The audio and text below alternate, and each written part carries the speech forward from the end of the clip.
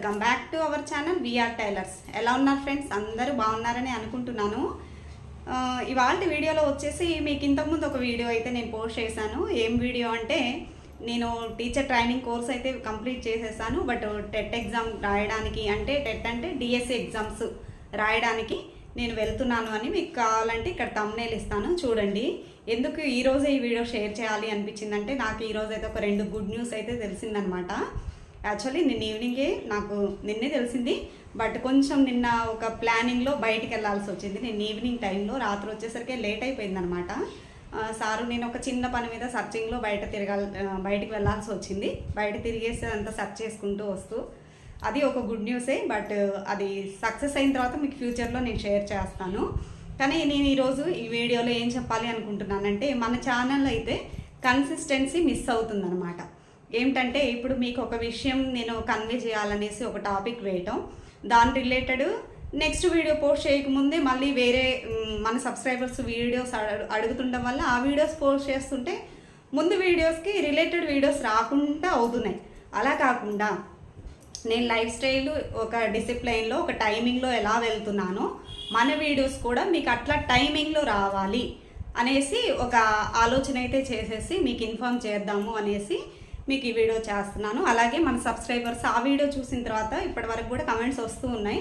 అక్క all the best అని ఆ వీడియో కింద చాలామంది కమెంట్ చేశారు. తర్వాత కూడా ఏమైంది అనేసి అంటున్నారు కదా. నేను రాసిన టెట్ ఎగ్జామ్ రిజల్ట్ అయితే వచ్చేసినాయి. ఇంకెవరితో షేర్ చేసుకుంటాను, మీకు ఆల్రెడీ నేను పోస్ట్ చేశాను కాబట్టి దానికి రిలేటెడ్గా మీకు సమాధానం చెప్పాలనుకుంటున్నాను. అలాగే మరొక గుడ్ న్యూస్ వచ్చిందనమాట. ఏంటంటే, మన యూట్యూబ్ ఛానల్ అనేది చూసి నాకు ఒక బోటిక్ నుంచి మంచి ఆఫర్ అయితే వచ్చింది. ఓకే, ముందైతే ఫస్ట్ దానికి మీకు ఆన్సర్ చేస్తాను. ఏంటంటే, నేను ఆల్రెడీ టీటీసీ చేస్తానని మీకు ఇంతకుముందు వీడియోస్లో చెప్పాను. నా గోల్ వచ్చేసి టీచర్ అవ్వాలి. నేను పిల్లల కోసం టీటీసీ చేశాను. అది చేసిన తర్వాత నేను చాలా మార్పు చేసుకొని మా పిల్లల్ని ఇంప్రూవ్ చేసుకున్నాను అనేసి. తర్వాత డిఎస్సి పడ్డాయి కదా. ఇప్పుడు డిఎస్సి పడిన తర్వాత ఓకే, ఫీజే కదా కట్టేసి ఒక్కసారి అటెంప్ట్ చేసి చూద్దాము అనేసి నేను ప్రిపరేషన్ కూడా అవ్వలేదు. జస్ట్ బుక్ అయితే నాకు కొంచెం చైల్డ్ సైకాలజీ, మ్యాథ్స్, ఫిజిక్స్ గురించి ఐడియా ఉంది కాబట్టి కొంతవరకు జస్ట్ చూశాను. నేను నార్మల్ స్టిచ్చింగ్ చేసుకుంటూ టాపిక్స్ వినేదాన్ని అంతే. ఇక నైట్ అయితే బుక్ చూస్తే వస్తుంది. కొంతవరకు అయితే ఎప్పుడో టైం దొరికినప్పుడు చూసేదాన్ని, పెద్దగా అయితే కేర్ చేయలేదు. కానీ సరే, అటెంప్ట్ చేయాలి, నాకున్న నాలెడ్జ్ నేనే చెక్ చేసుకోవాలి అనేసి, ఫీజే కదా అనేసి ఫీజు కట్టేసి ఎగ్జామ్ అయితే అటెంప్ట్ చేసి వచ్చానమాట. వచ్చిన తర్వాత రిజల్ట్ అయితే వచ్చింది. రిజల్ట్ అయితే ఏమైంది అని అంటే, ఎలిజిబుల్ వరకు అయితే అయ్యానండి. అంటే ఇప్పుడు నేను రేపు డిఎస్సి రాయడానికి అయితే అర్హత సాధించాను. కానీ డిఎస్సి రాసేంత నాలెడ్జ్ అయితే నేను గెయిన్ చేయలేకపోయానని నేను చెప్తున్నాను. ఎందుకు అని అంటే, ఇప్పుడు డిఎస్సి అంటే అంత ఈజీ కాదండి. ఒక ఫర్ డేకి 24 అవర్స్ ఉంటే మనం 16, 17, 18 అవర్స్ వరకు కూడా చదువుతూ ప్రిపేర్ అవుతున్నటువంటి టీచర్స్ చాలామంది ఉన్నారు. వారందరూ కోచింగ్కి జాయిన్ అయ్యేసి మంచిగా వాళ్ళు నాలెడ్జ్ అనేది గెయిన్ చేసేసి ఎగ్జామ్స్ రాస్తూ ఉంటారు. కొన్ని ఇయర్స్గా వెయిట్ చేస్తున్న వారు కూడా ఉన్నారు. నేను ఇంతకాలం నుంచి గ్యాప్ ఇచ్చేసి ఈ స్టిచ్చింగ్ ఫీల్డ్, అలాగే యూట్యూబ్, వీటిల్లో బిజీ అయిపోయి జస్ట్ వెళ్ళేసి రాసేసి వచ్చినంత మాత్రం నాకు జాబ్ వచ్చేస్తుందా చెప్పండి? కానీ నాకున్న నాలెడ్జ్ నేను చెక్ చేసుకోవాలి, మనం ట్రై చేయడంలో తప్పు లేదనేసి నేను రాసి వచ్చాను. ఓకే, క్వాలిఫై అయ్యాను. ఇప్పుడు నెక్స్ట్ ఏమంటే, ఒక 2 మంత్కి మళ్ళీ డిఎస్సి అనేది ఎగ్జామ్ ఉంది. 2 మంత్ కూడా లేదు, ఇంకా తక్కువ టైమే. ఇంత తక్కువ టైంలో నేను ఇప్పటికిప్పుడు కోచింగ్ సెంటర్కి వెళ్ళేసి జాయిన్ అయ్యి కొంచెం ట్రైనింగ్ తీసుకుంటే మాత్రం కొంతవరకు బెటర్. కానీ నాకు అవకాశం లేదు అనేసి నేను డ్రాప్ అవుదాం అనుకుంటున్నాను. ఇంతవరకు కూడా ఓకే, నాకు రాశాను, నా నాలెడ్జ్ ఎంతవరకు ఉందని చెక్ చేసుకున్నాను. అయితే స్కోర్ అయితే ఎక్కువ చేయలేదు, మామూలుగా ఎలిజిబుల్ పాస్ మార్క్ దాటేసేసాను. కానీ నేను ఎందుకు హ్యాపీగా ఫీల్ అవుతున్నాను అని అంటే, పాప ఒక 3-4 మంత్ నుంచి కోచింగ్ సెంటర్స్లో కోచింగ్కి వెళ్తూ, ఆల్రెడీ ప్రైవేట్ స్కూల్స్లో సార్స్, లేడీస్ జెంట్స్ ఇద్దరు ఉంటారు కదా టీచింగ్ ఫీల్డ్, వాళ్ళు కోర్స్ చేసినా కూడా నాకన్నా 5 మార్క్స్ తక్కువ వచ్చిన వారు కూడా ఉన్నారనమాట. అలా అని నేను గర్వంగా ఫీల్ అవ్వట్లేదండి, వాళ్ళు అదే చెప్తున్నారు. ఒక్కొక్కరికి చదివితే వస్తుంది, మీరు ఉన్న నాలెడ్జ్ని అటెంప్ట్ చేసి వచ్చారు, గ్రేటే కదా, మీరు మళ్ళీ ట్రై చేయొచ్చు కదా అనేసి. మీరు ఒక పక్క టైలరింగ్, యూట్యూబ్ చేసుకుంటూ మీరు అటెంప్ట్ చేశారంటే మామూలు విషయం కాదు, ట్రై చేయొచ్చు కదా అని. కానీ నాకు కరెక్ట్ టైం అండి. నేను మంచి షాప్ రన్నింగ్లో ఉన్నది క్లోజ్ చేసుకొని ఇంట్లో వర్క్ చేసుకుంటూ నాకు సరిపడి నేను చేసుకుంటున్నానంటే నేను కేవలం బాబు కోసం. ఎంతమంది అలా అని బయట వర్కింగ్ ఉమెన్స్ పిల్లల్ని వదిలేస్తారా అని కాదు, వాళ్ళ లైఫ్ స్టైల్ వాళ్ళది, నా లైఫ్ స్టైల్ ఇది. నాకు బాబుని 10th వరకు పట్టుకుని వచ్చేసి తర్వాత వాళ్ళకి కొంత నాలెడ్జి అంటే బయటకు వెళ్ళాలి అన్న నాలెడ్జి వస్తుంది కాబట్టి 10th వరకు బేస్ ఇచ్చేస్తే ఫ్యూచర్లో వాళ్ళకి బాగుంటుంది అన్నట్టు నేను వాళ్ళ కోసం ఉంటున్నాను. కాబట్టి ఇప్పుడు నేను వెళ్ళి మళ్ళీ కోచింగ్ సెంటర్కి వెళ్ళేసి కోచింగ్ తీసుకొని మళ్ళీ ప్రాసెస్ అవ్వడం అంటే నాకు సాధ్యమేం కాదు. ఇది ఒప్పుకోవడంలో తప్పేం లేదు, ట్రై చేయడంలో తప్పు లేదు. కానీ ఇప్పుడు నాకున్న గజిబిజికి ఒక 2 పడవల మీద కాలు పెట్టుకుంటూ వెళ్ళడం కన్నా ఉన్నదాన్ని పర్ఫెక్ట్ చేసుకుంటూ వెళ్దాము అనేసి నేను ఇంకా డిఎస్సికి అయితే అటెంప్ట్ చేయకుండా ఇంతవరకు నేను ఆగిపోతున్నాను అనమాట. ఆ వీడియో కింద కమెంట్ చేసిన వారందరికీ ఇది నా సమాధానం. థ్యాంక్స్ అండి, ఎలిజిబుల్ అయితేయాను, దానికి హ్యాపీ అనమాట. మరొక విషయం ఏంటంటే మన యూట్యూబ్ ఛానల్ చూసి ఒక బోటిక్ నుంచి నాకు మంచి ఆఫర్ అయితే వచ్చింది. ఏంటి అంటే లేడీ కటింగ్ మాస్టర్గా. అది చాలా పెద్ద బోటిక్ అండి, నేను చాలా గర్వంగానే ఫీల్ అవుతాను. ఒక 2 times అయితే నాకు ఆఫర్ వచ్చింది. ఒక 6 months బ్యాక్ అయితే ఒకసారి వచ్చింది. వస్తే నేను పెద్దగా మన దాకా ఎందుకు వస్తుంది అని లైట్ తీసుకున్నాను. ఇప్పుడైతే యూట్యూబ్ చూసేసి వాళ్ళు కటింగ్ కానీ అవన్నీ ఎక్స్ప్లెనేషన్ ఇవన్నీ చూసిన తర్వాత ఒక మంచి ఆఫర్ అయితే ఇచ్చారు. చిన్న బోటిక్ ఏం కాదు, నేను వాళ్ళ పేరు చెప్పి మీకు పబ్లిసిటీ చేయాల్సిన అవసరం లేదు. అది ఎందుకు వచ్చింది అని అంటే ఈ కస్టమర్స్, నాకు ఇక్కడ డ్రెస్సులు ఇచ్చే కస్టమర్స్ ఆ బోటిక్ నుంచి వచ్చేవాళ్ళు ఒక 5-6 members ఉన్నారనమాట. వాళ్ళకి చెప్పారనమాట, ఒక్కసారి చూడండి అంటే వాళ్ళు మెజర్మెంట్స్ డ్రెస్ ఇస్తారు కదా, డ్రెస్ ఇచ్చినప్పుడు వాళ్ళు ఫినిషింగ్ చూసి ఏంటి మేడం మా దగ్గరికి ఇప్పుడు రావట్లేదు, మీరు ఎక్కడ కుట్టించారు అని.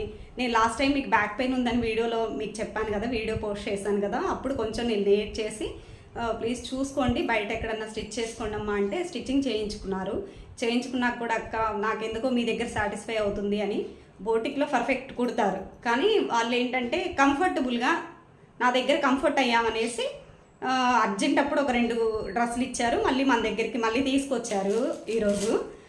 అయితే విషయం ఏంటంటే ఆ డ్రెస్సులు ఫినిషింగ్ చూసి వాళ్ళు అడిగారంట, ఒక్కసారి మేడంని కాంటాక్ట్ అవుదాం అనుకుంటున్నాను, ఒకసారి అడగండి. మాకు ఇంతవరకు వర్కర్స్ అయితే 10 members ఉన్నారండి ఆ బోటిక్లో. అంటే 3 కటింగ్ మాస్టర్స్, ఒక 7 members అయితే స్టిచ్చింగ్ వర్కర్స్. అంటే 5 members స్టిచ్చింగ్ ఉంటారు, ఒక 2 membersలో లేడీస్, ఒకరు ఫాలు ఒకరేమో ఎమ్మింగ్ చేసేవాళ్ళు, అట్లా కేటగిరీగా ఉన్నారనమాట. 3 కటింగ్ మాస్టర్తో పాటు మాకు ఒక లేడీ కటింగ్ మాస్టర్ కావాలి, మేడం గారిని అడగండి అనేసి వాళ్ళు నన్ను అడిగారనమాట. అడిగిన తర్వాత నేనే చెప్పాను, సరే వాళ్ళతోటి డైరెక్ట్గా మాట్లాడదాం, అలా చెప్పడం పద్ధతి కాదు అనేసి నేను ఇక వాళ్ళకి చెప్పాను అనమాట. నాకైతే కుదరదండి అనేసి వాళ్ళు ట్రై చేయండి మేడం, మీరు అనుకున్న టైమింగ్సే వెళ్దురు వచ్చేసి ప్లీజ్ అనేసి. లేదంటే ఒక్క 3 months అయితే నేను వేసుకున్న ప్లాన్లోనే నేను ఉండాలనుకుంటున్నాను, 3 months తర్వాత చూద్దాము, అలాంటి ఆలోచన లేదు, నేను వెళ్ళి బోటిక్లో వర్క్ చేయాలనే ఆలోచన లేదు అని వాళ్ళు ఒకసారి టైమింగ్ ప్రకారమే వెళ్దురు చూడండి అంటే. నాకు తెలుసండి, నేను షాప్ రన్ చేసినప్పుడు నా కింద కూడా ఒక 3 workers ఉండేవారు కదా, ఒక టైమింగ్స్ అని ఉండదు, అది అందరికీ తెలిసిందే. టైలరింగ్ ఫీల్డ్ కానీ బోటిక్ ఫీల్డ్ అయినా ఒక టైమింగ్స్ ఉండదు. ప్రజెంట్ నాకు ఈ 3-4 నెలలు చాలా వాల్యుబుల్ అనమాట. నేను ఇంతవరకు అంతా ఇంట్లో ఉండి ఇంటికే పరిమితమై నేను వర్క్ చేసుకోవడానికి కారణం నాకు ఈ 3-4 నెలలు నాకు వాల్యుబుల్ కాబట్టి నేను ఆఫర్స్ వచ్చినా బయటకైతే స్టెప్ వేయట్లేదు. ఇంకొక పని మీద కూడా మేము ఆలోచించుకుంటూ ఉన్నాం 3 నెలల తర్వాత అయ్యే స్టెప్కి, అంతవరకే. ఇంకా అందుకనేసి నేను ఆ ఆఫర్ కూడా కాదన్నాను అనమాట. వాళ్ళు అదే చెప్పారు, లేదు పీస్ వర్క్ ఏమైనా చేస్తారంటే మాకు ఎక్కువగానే వస్తుంది కదా వర్క్, చూస్తారా మీకు కూడా ఎక్కువ వస్తుంది, కావాలంటే వర్కర్ని పంపిస్తామని. మాకు ఆ పాసిబుల్ కూడా లేదనమాట. అవకాశాలు వచ్చినప్పుడే మనం యూజ్ చేసుకోవాలి, కానీ ఒక సందర్భంలో మనకు కుదరినప్పుడు 2 పడవల మీద కాలు పెట్టేసి మునిగిపోవడం కన్నా నిదానంగా వెళ్ళడమే బెటర్ అని ఈ విషయం అయితే నేను నిర్ణయించుకున్నాను అనమాట. ఇప్పుడు మీకైతే నేను రెండింటికైతే మీకు సమాధానం చెప్పాను అనుకుంటున్నాను. అలాగే నేను వెళ్ళే దారిలో ఎటువంటి ఉన్నా కూడా అన్నీ దాటుకొని పోవడానికి నిర్ణయించుకున్నాకే ఒక వర్క్లోకి అనేది దిగాను అనమాట. ఓకే, అట్లా ఏమంటే 2 వైపులా మనం స్ట్రెస్ ఫీల్ అయ్యి 2 మీద ఆలోచించుకొని లాస్ట్కి ఏది ఒకటి కూడా లేకుండా పర్ఫెక్ట్గా చేయకుండా వెళ్తే అది కరెక్ట్ కాదనిపించి ఇలా చేస్తున్నాను. ఓకే, నా నిర్ణయం కరెక్టా కాదా అన్నది మీరు కమెంట్లో తెలియజేయండి. అదేవిధంగా మన ఛానల్ గురించి మీకు అప్డేట్ ఏం చెప్తాము అనుకుంటున్నానంటే, ఒక కన్సిస్టెన్సీ లేకుండా, అంటే చెప్పాను కదా, ఒక టైమింగ్ కాకుండా 2 డేస్కి ఒక వీడియో, ఒక్కోసారి 3 డేస్కి ఒక వీడియో.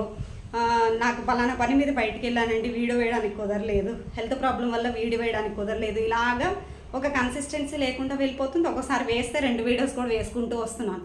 అలా కాకుండా ఇప్పటి నుంచి మన ఛానల్లో ఒక టైం ప్రకారం వీడియో అనేది రిలీజ్ అవుతుందన్నమాట. అదిను డే బై డే. ఈరోజు వీడియో వేశాననుకోండి, రేపు గ్యాప్, రేపు మనం సబ్స్క్రైబర్స్ చూడడానికి వాళ్ళు ఆ వీడియో అనేది ఒకరోజు గ్యాప్, మళ్ళీ నెక్స్ట్ డే వీడియో, అట్లా డే బై డే వీడియో వస్తుంది.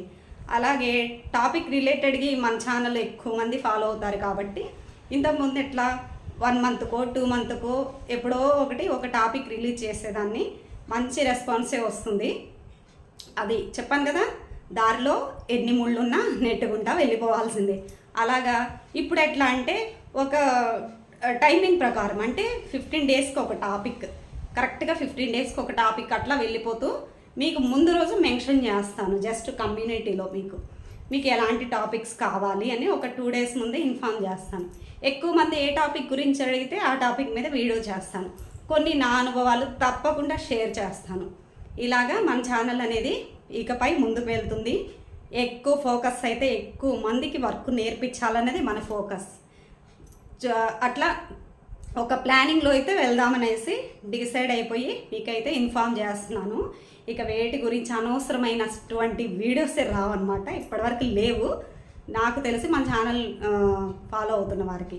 ఓకే, ఇలాగా ఓకే. మీకు డే బై డే అన్నాను కదా, ఎక్కువ ఏ టైంకి రిలీజ్ చేయమంటారు, మ్యాక్సిమం ప్రతి యూట్యూబర్కి తెలుసు. వైటీ స్టూడియోలో మనకి తెలుస్తుందన్నమాట మన ఛానల్ ఎవరు చూస్తున్నారు, ఏ ఏజ్ వాళ్ళు చూస్తున్నారు, ఏ టైంలో చూస్తున్నారు అనేది మనకి ప్రతి ఒక్క యూట్యూబర్కి ఈ నాలెడ్జ్ ఉంటుంది. ఈ నాలెడ్జ్ లేకుండా ఎవరు యూట్యూబ్ రన్ చేయరు, తెలుస్తుంది. ఆ ప్రకారంగా వీడియో అనేది రిలీజ్ చేసుకోవచ్చు. కొంత సబ్స్క్రైబర్స్ ఉండే టైం కూడా కొంత మెన్షన్ చేశారు అనుకోండి, మిమ్మల్ని దృష్టిలో పెట్టుకొని ఆ టైము 2 మేనేజ్ అయ్యేటట్లు నేను డే బై డే కంపల్సరీగా ఒక వీడియో అయితే రిలీజ్ అవుతుందన్నమాట. ఓకే, ఇది ఫ్రెండ్స్ నేను అనుకుంది.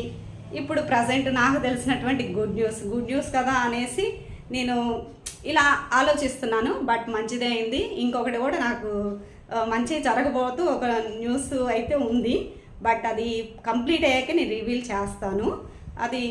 అదనమాట ఇవాళ వీడియో. ఓకే, ఎలా అనిపించింది ఈ వీడియో? మీరు చెప్పిన వాటికన్నిటికీ, మీరు అడిగిన, నేను పెట్టిన వీడియోస్కి మీరు అడిగిన వాటికి నేనైతే సమాధానం చెప్పాను. నన్ను ఎంకరేజ్ చేసి ఆల్ ది బెస్ట్ అక్క అని చెప్పారు. థ్యాంక్స్ అండి, మీరు నాకు బ్లెస్సింగ్స్ ఇచ్చారు కాబట్టి నేను క్వాలిఫై అయ్యాను. ఓకే, ఇదండి ఇవాళ వీడియో. మీకు నేను నా జర్నీ వీడియో అనేది, నా జర్నీ ఫొటోస్ అనేది మీకు ఇక్కడ యాడ్ చేస్తాను. చెప్పాను కదా, నేను టీటీసీ చేసినప్పుడు మా ఫ్రెండ్స్తో జర్నీ ఎట్లా అన్నది మీకు ఫొటోస్ యాడ్ చేస్తానన్నమాట. అయితే కోర్సు స్టార్ట్ అయ్యేటప్పుడు ఉన్నంతమంది 2 ఇయర్స్ కోర్స్ అయిపోయేసరికి ఎక్కువ మంది లేరు, హాఫ్ మెంబర్సే అందులో లాస్ట్కి కంటిన్యూ అయ్యారు. ఎందుకంటే అందరు కూడా హౌస్ వైఫ్సే కాబట్టి పిల్లలు ఉంటారు. అలాగా లాంగ్వేజెస్ డిఫరెంట్ లాంగ్వేజెస్, అందులో మలయాళీస్ ఉంటారు, తమిళియన్స్ ఉంటారు, కన్నడ, హిందీ, తెలుగు రేర్. మన ఇండియాలో వేరే ప్లేసెస్లో తెలుగు రేర్గా ఉంటారు కదా, ఇప్పుడైతే చాలా వరకు చేంజ్ అయిందిలేండి అట్లా.